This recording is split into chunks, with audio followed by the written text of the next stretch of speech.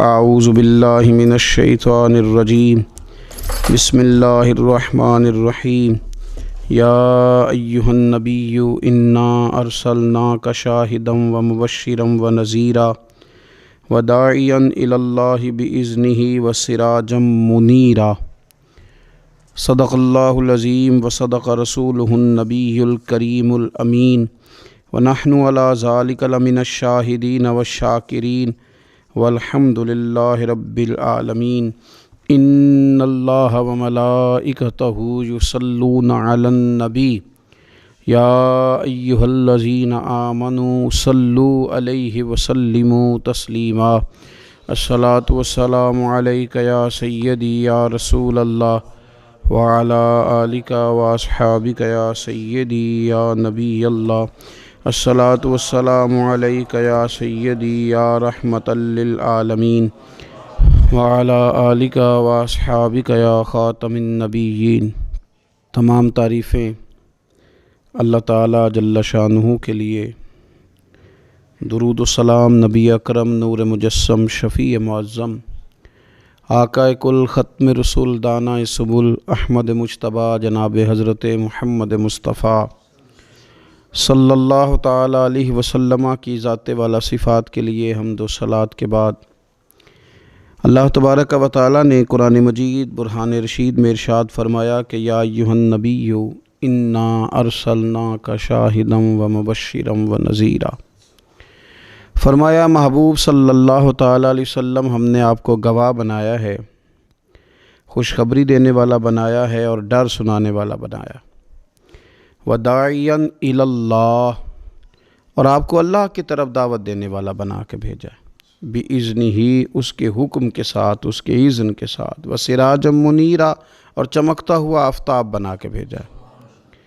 اے محبوب صلی اللہ تعالیٰ علیہ وسلم آپ کو داعی الی اللہ بنایا، اللہ کی جانب دعوت دینے والا بنا کے بھیجا ہے۔ نبی پاک صلی اللہ تعالیٰ علیہ وآلہ وسلم نے ہمیں اللہ کی جانب دعوت دی۔ عقیدوں کے اندر، نظریات کے اندر، افکار کے اندر، سوچوں کے اندر جو کمزوریاں ہیں، ان سب کو نبی پاک صلی اللہ تعالیٰ علیہ وسلم نے دور فرمایا۔ ہمیں رسول کائنات صلی اللہ تعالیٰ علیہ وسلم نے فکری طور پر، ذہنی طور پر، قلبی طور پر مضبوط کیا۔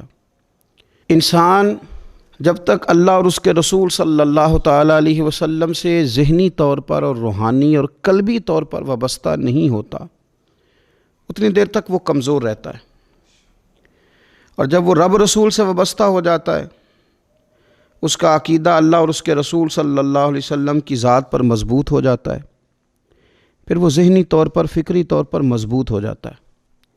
نبی پاک صلی اللہ تعالیٰ علیہ وسلم کی تشریف آوری سے پہلے جو بنیادی مسئلہ تھا وہ یہ تھا کہ کفار مکہ، قریش بہت سارے بتوں کی پوجا کرتے تھے، تو جو نظریاتی کمزوریاں تھیں، جو فکری فقدان تھا، وہ ان کے اندر بہت زیادہ تھا۔ حج کر کے آتے تھے تو اوہام پرستی کا شکار تھے، حج کر کے آئے ہیں تو دروازے سے داخل نہیں ہوں گے، اوپر سے کود کر کے آئیں گے، کپڑے اتار کر معاذ اللہ بیت اللہ شریف کا طواف کرتے، قربانیاں کرتے تو ان کا خون کعبے کی دیواروں کے ساتھ ملتے۔ مصر کے اندر یہ رسم پائی جاتی تھی کہ وہ سال کے بعد ایک لڑکی کو ذبح کر کے دریا میں ڈالتے تھے تو تب دریا چلنا شروع ہوتا تھا، اور اس پر انہوں نے نظریہ بنا لیا تھا کہ ایسا ہوگا تو تبھی معاملہ آگے بڑھے گا۔ نبی پاک صلی اللہ تعالیٰ علیہ وسلم نے ان سب لوگوں کو اللہ کی جانب دعوت دی۔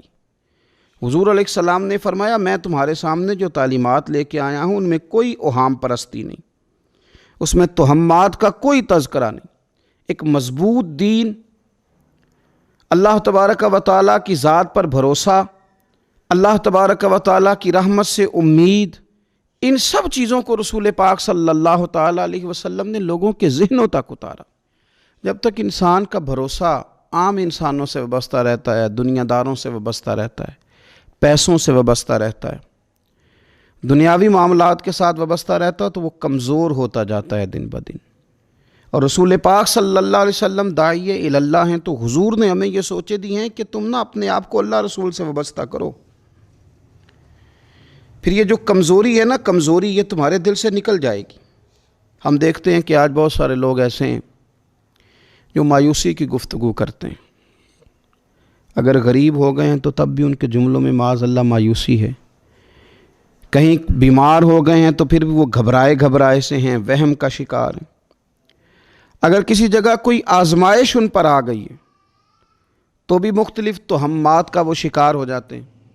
اگر توجہ اللہ رسول کی جانب ہو اور وہ سوچیں جو رسول پاک صلی اللہ علیہ وسلم نے ہمیں دی ہیں، ان پر توجہ ہو، تو پھر انسان کسی وہم کا شکار نہیں ہوتا، پھر وہ مضبوط زندگی گزارتا ہے اور مضبوطی کے ساتھ آگے بڑھتا ہے، چونکہ اس کو سمجھ آ گئی ہے کہ میرا خالق اللہ ہے، رازق اللہ ہے، پیدا کرنے والا اللہ ہے، اور میرے تمام معاملات کا محافظ بھی میرا اللہ ہے۔ پھر وہ کمزور نہیں پڑتا، پھر وہ زیادہ امیدیں لوگوں سے وابستہ نہیں کرتا، دنیا داروں سے، سیٹھوں نوابوں سے زیادہ امیدیں نہیں وابستہ کرتا، پھر اس کی امیدیں اللہ سے اور اللہ والوں سے۔ پھر وہ اللہ رسول کی بارگاہ میں اپنے آپ کو پیش کر دیتا ہے۔ حدیث مبارکہ ترمذی شریف میں موجود ہے، راوی حضرت عبداللہ ابن مسعود رضی اللہ تعالیٰ عنہ ہیں۔ ذرا حضور صلی اللہ علیہ وسلم کے تربیت کرنے کا انداز دیکھیے گا۔ حضرت عبداللہ ابن مسعود رضی اللہ تعالیٰ عنہ روایت کرتے ہیں کہ نبی پاک صلی اللہ تعالیٰ علیہ وسلم نے فرمایا کہ اللہ تعالیٰ نے ہر جان کو پیدا فرمایا، ہر جان کو اللہ تعالیٰ نے پیدا کیا، تو 3 چیزیں رب کریم نے لکھ دیں اس کے لیے۔ ہر جان کو پیدا کیا تو اللہ نے لکھ دیا، کیا لکھا؟ اس کا رزق کتنا ہے یہ بھی رب نے لکھ دیا، عمر کتنی ہے، زندگی کتنی ہے یہ بھی رب نے لکھ دیا، اور جو اس پر مشکلات آئیں گی وہ بھی اللہ نے لکھ دی۔ اس کی حکمت کے تقاضوں کے تحت جو مشکلات آئیں گی انسان کی گناہوں کی معافی کا سبب بنے گی، نیک ہے تو درجات کی بلندی کا سبب بنے گی۔ تو جو مشکلات اس کی طرف آئیں گی، جو مصیبتیں، بیماریاں، تنگیاں، وہ سب اللہ تبارک و تعالیٰ کی حکمت کے تقاضوں کے تحت آئیں گی۔ اب انسان یہاں گھبرایا رہے، مایوس ہو جائے۔ ایک بات اب ذرا یہاں صوفیاء کہتے ہیں، وہ بھی سمجھنے والی ہے۔ وہ کہتے ہیں کہ اصل بات یہ ہے کہ جس رب کی طرف سے تو کرم قبول کرتا ہے نا، اس کی طرف سے آزمائش بھی قبول کر۔ وہ کریم جو تیرے اوپر رحمت کے دروازے کھولتا ہے، کبھی اپنی حکمت کے تقاضوں کے تحت تجھے کسی مشکل میں ڈالے تو اسے بھی تھوڑا سا قبول کر۔ ایسا نہ ہو کہ میٹھا ہے تو فٹافٹ تو قریب کرے، اور اگر تھوڑا سا تجھے کوئی ترش رویے سے، ترش جگہ سے گزرنا پڑے تو پھر تو گھبرا جائے۔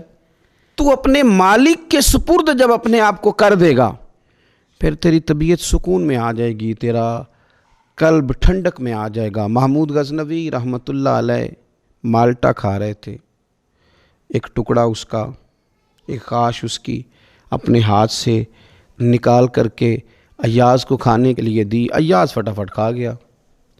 بعد میں ایک ٹکڑا محمود نے اپنے منہ میں ڈالا تو بڑا کڑوا محسوس ہوا مالٹا، تو اس نے اس کو تھوک دیا اور ایاز کی طرف دیکھ کے کہنے لگا بہت ترش تھا، بہت کڑوا تھا، کس طرح تم کھا گئے؟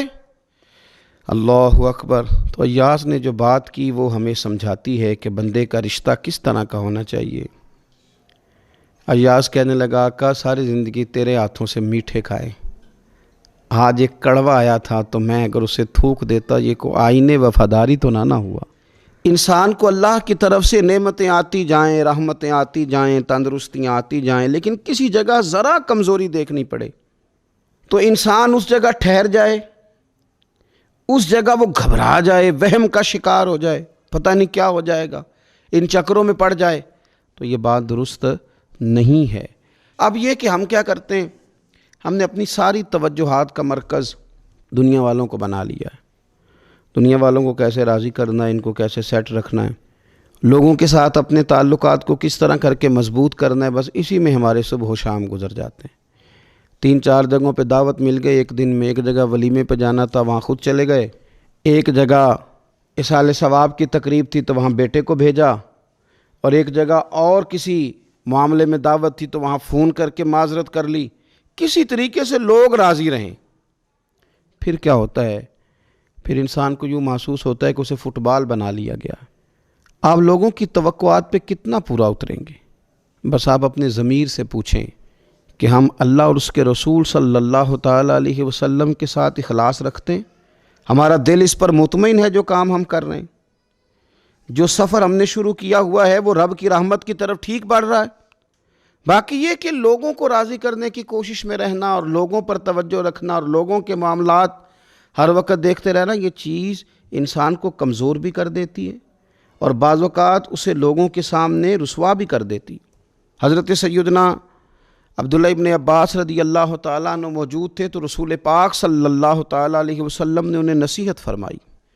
اپنے چچا کے بیٹے حضرت عبداللہ ابن عباس کو حضور نے نصیحت فرمائی، فرمایا یقین رکھو اے عبداللہ ابن عباس، یقین رکھو کہ اگر ساری دنیا متفق ہو جائے تمہیں نفع پہنچانے میں تو تمہیں نفع پہنچا نہیں سکتی مگر وہ جو تمہارے لیے تمہارے رب نے لکھ دیا ہے۔ لوگ تمہیں نفع پہنچانا چاہیں تو پہنچا سکتے نہیں، اور فرمایا اگر ساری امت متفق ہو جائے کچھ نقصان پہنچانے میں تو نقصان پہنچا نہیں سکتے مگر یہ کہ جو اللہ نے تمہارے لیے لکھ دیا ہے۔ نہ تمہارا کوئی نفع کر سکتا ہے نہ کوئی تمہارا نقصان کر سکتا ہے، ہوگا وہ جو اللہ کی مشیت کا تقاضا ہوگا، خدا کی رحمت کا تقاضا ہوگا۔ تو اب کرنے کا کام تو یہ ہے کہ ساری توجہات کا مرکز اللہ رسول کو بنایا جائے۔ آپ دیکھیے صحابہ کرام علیہم رضوان کو رسول پاک علیہ الصلاۃ والسلام کی مقدس زبان نور پر کس قدر زیادہ یقین کامل حاصل ہے کہ سید عالم صلی اللہ تعالی وسلم 313 سے کہتے ہیں کہ چلو جہاد کے لیے تو وہ نکل پڑتے ہیں، 1000 سے مقابلہ کرنا ہے تو وہ تیار نظر آتے ہیں۔ حضور علیہ السلام کہتے ہیں خندق میں چلو تو وہ تیار نظر آتے ہیں۔ حضور صلی اللہ تعالی علیہ وسلم جو وعدہ ان کے ساتھ کرتے ہیں تو وہ منوعاً اس وعدے پر توجہ کرتے ہیں۔ تو میرے عزیز یاد رکھنے کی بات یہ ہے کہ اگر ہمارا بھروسہ اللہ رسول پہ مضبوط ہو جائے، وہ وعدے جو ہمارے ساتھ ہمارے نبی پاک صلی اللہ علیہ وسلم نے فرمائے ہیں کہ سچ بولو گے تو نجات پا جاؤ گے، وہ جو نبی پاک صلی اللہ علیہ وسلم نے ہمیں فرمایا کہ 2 چیزوں کی تم مجھے ضمانت دو، میں تمہیں جنت کی ضمانت دیتا ہوں۔ یا رسول اللہ کون سی؟ فرمایا کہ 2 جبڑوں کے درمیان جو تمہاری زبان ہے اس کی مجھے ضمانت دے دو، اور ایک تمہاری 2 ٹانگوں کے بیچ جو شرمگاہ ہے تو مجھے اس کی ضمانت دے دو، میں تمہیں جنت کی ضمانت دے دیتا ہوں۔ تو وہ ساری چیزیں جو رسول کریم صلی اللہ تعالیٰ علیہ وسلم نے ہمارے لیے رکھی ہیں، ہمیں ان چیزوں پر توجہ کرنی، ہمیں غور کرنا ہے کہ یہ وعدے جو اللہ رسول نے ہمارے ساتھ کیے ہیں یہ سب سے زیادہ مضبوط ہیں۔ اسی طریقے سے اگر رحمت خداوندی کی طرف انسان کا خیال جائے، اللہ کے کرم کی جانب اس کی توجہ جائے، میرے رسول پاک صلی اللہ تعالیٰ علیہ وسلم نے ارشاد فرمایا، آپ یقین کریں جن لوگوں کی توجہ اس طرف ہو جاتی ہے کہ اللہ تبارک و تعالیٰ بڑا کریم ہے، اللہ بڑا مہربان ہے، اللہ بڑا کرم کرنے والا ہے، تو پھر خدا بھی ان پر بڑی ہی رحمت فرماتا ہے، پھر اللہ تعالیٰ بھی ان کے لیے بڑی ہی آسانیاں کرتا ہے۔ اس لیے ہمارے بزرگوں نے لکھا ہے کہ اپنے رب کے ساتھ حسن ظن رکھنا واجب ہے، ضروری ہے کہ تم اللہ کے ساتھ اچھا گمان رکھو، اچھا گمان۔ امام غزالی نے حدیث لکھی ہے، ایک اعرابی نبی پاک صلی اللہ علیہ وسلم کی خدمت میں حاضر ہوا اور اس نے عجیب بات کی، عرض کی یا رسول اللہ صلی اللہ علیہ وسلم قیامت کے دن حساب کون لے گا؟ تو حضور نے فرمایا حساب تو میرا رب کریم لے گا۔ تو وہ شخص مسکرایا، حضور نے فرمایا کیوں مسکراتے ہو؟ عرض کی یا رسول اللہ جب کریم غالب آتا ہے تو وہ کرم ہی کرتا ہے، وہ کرم ہی کرے گا، وہ فضل ہی فرمائے گا۔ تو نبی پاک صلی اللہ تعالیٰ علیہ وسلم نے کیا فرمایا؟ فرمایا بھی یہ عرابی بڑا فقیہ ہے، بڑا دانش مند ہے، یہ سادہ بندہ بڑی اعلیٰ بات کر گیا، فقیہ ہے، دانش مند ہے، اس لیے کہ اس کی امید اللہ تبارک و تعالیٰ کی رحمت کے ساتھ لگی ہوئی ہے۔ مسند امام احمد بن حنبل میں حدیث ہے، نبی پاک صلی اللہ علیہ وسلم فرماتے ہیں، رب فرماتے ہیں کہ اگر میرا بندہ زمین بھر گناہ لے کے میری بارگاہ میں آئے، بھر دی اس نے زمین گناہ کر کر کے، لیکن وہ آئے اور استغفار کرے اور اس امید پر استغفار کرے کہ رب مجھے معاف کر دے گا، سچے دل سے توبہ کرے، تو حضور فرماتے ہیں رب اس بندے کو معاف فرما دیتا ہے، اگر اس کی امیدیں اپنے رب کے ساتھ مضبوط ہوں۔ ہم نے یوں کیا ہے کہ کمزوری دکھانی شروع کر دی ہے، کمزوری، اور پھر کچھ معاشرے میں لوگ بھی ہیں، یہ کچھ جادو کا بتانے والے لوگ آ گئے ہیں جو ہر شخص کو کہتے ہیں کہ تجھے تو جادو ہو گیا ہے، جو ہر شخص کو یہ بات بتاتے ہیں کہ تیرے اوپر تو آسیب کا اثر ہے۔ ان لوگوں نے بھی لوگوں کو کمزور کر دیا ہے۔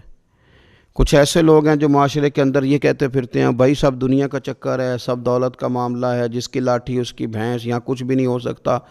انہوں نے بھی لوگوں کو کمزور کر دیا ہے۔ اپنے عقیدوں کو مضبوط رکھیں، اللہ رسول صلی اللہ علیہ وسلم کے ساتھ اپنے بھروسے کو مضبوط کریں۔ دیکھیں حضور ہماری تربیت کرتے ہیں، فرمایا اگر تم رب پہ بھروسہ کرو گے نا اور رب تعالیٰ پہ بھروسہ کر کے نکلو گے تو اللہ تمہیں اسی طرح رزق عطا فرمائے گا جس طرح رب پرندوں کو رزق عطا فرماتا ہے۔ وہ صبح بھوکے نکلتے ہیں لیکن شام کو لوٹتے ہیں تو اللہ انہیں پیٹ بھر کے روزی عطا کرتا ہے۔ کیوں؟ اس لیے کہ ان کا بھروسہ مضبوط ہے، ان کا اپنے رب پہ توکل مضبوط ہے۔ رسول کائنات صلی اللہ تعالیٰ علیہ وسلم نے ہمیں ہمارے رب کی جانب دعوت دی، حضور نے ہمیں اللہ پہ بھروسہ کرنا سکھایا۔ رسول پاک صلی اللہ تعالیٰ علیہ وسلم نے ہمیں کہا کہ دنیا میں مسافروں کی طرح وقت گزار کے آ جانا، جنت میں رب نے تمہارے لیے وہ نعمتیں تیار کی ہیں نہ کسی آنکھ نے دیکھی، نہ کسی کان نے سنی، نہ تمہارے دل پر خیال ہی گزرا ہوگا کہ اللہ یہ شان عطا فرمائے گا۔ اب ان لوگوں کا بھروسہ ہو گیا تھا صحابہ کا، حضور کے غلاموں کا، تو انہوں نے پھر کوئی جائیدادیں نہیں بنائی، انہوں نے پھر دنیا میں کوئی محلات تیار نہیں کیے، کیونکہ ذہن بن گیا تھا کہ جو رسول کریم علیہ السلام نے وعدے فرمائے ہیں وہ وعدے ہمارے لیے بڑے معیاری ہیں، وہ وعدے ہمارے لیے بڑے خوبصورت ہیں، ان وعدوں سے ہمیں بڑا کچھ ملے گا۔ اس لیے اپنی زندگی کے اندر ان چیزوں کو پیدا کرنا، ان چیزوں پر توجہ کرنا، اللہ کی جانب بھروسہ کرنا بڑا ضروری ہے۔ دعا ہے مالک کریم ہمیں رسول کریم صلی اللہ تعالیٰ علیہ وسلم کی بتائی ہوئی باتوں پر عمل کی توفیق دے، اور اللہ تعالیٰ ہماری آنے والی نسلوں کی امیدوں کو اپنی بارگاہ پر مضبوط کرے، یقین کامل کی دولت عطا کرے، توکل کی نعمت عطا فرمائے۔ آخر دعوانا ان الحمد للہ رب العالمین۔